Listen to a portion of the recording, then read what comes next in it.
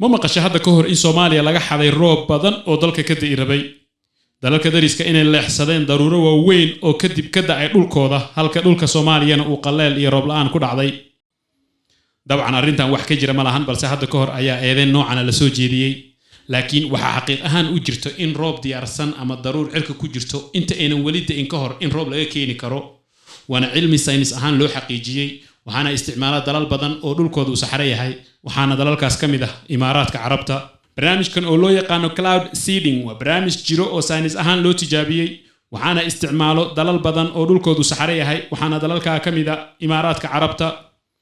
cloud seeding waa qaab saynis ahaan daruurtu markay isu tagto wax loogu daro kadibna ay roob ahaan u timaado hadaba cloud seeding muxuu yahay qaabkeese loo sameeyaa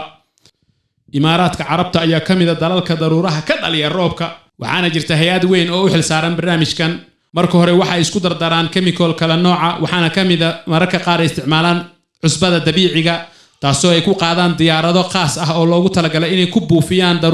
daruurtii oo ahayd markii hore biyo isu tagay laakiin adkaatay oo aanan wali kala furfurmin ayaa cusbadan marka lagu daadiyo kala furfurma kadibna roob ahaan ay u soo daataan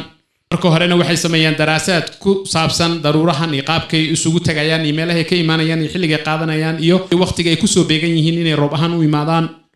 kadibna waxay kiciyaan diyaaradahan kadibna dadka ayaa loo sii sheegaa in roob uu soo di'i rabo kadibna waxay ku daadiyaan cusbada sidaas ayayna roob ahaan ugu soo daadataa sanadkii la soo dhaafay 2024 ayaa dalka Imaaraadka waxa qabsaday roob aan caadi ahayn kaasoo isaga yimid cirka iyo dhulka daad weyn oo waligiis aan la arkin ku dhacay kadibna burburiyay guryo badan iyo wadooyin badan dad badan ay ku dhinteen in badan ay ku dhaawacmeen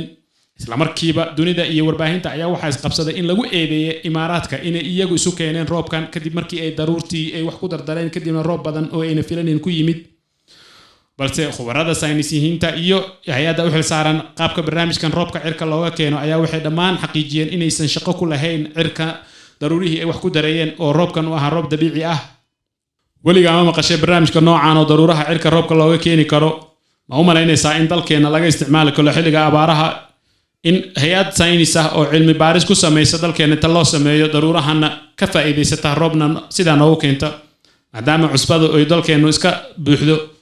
fikirkaaga ka dhiibo maxayse kula tahay fadlan nala wadaag waxa aad ka aaminsan tahay ogeynada Somali Angle ku xirnow like ta iyo subscribe kana hanaga ilaabin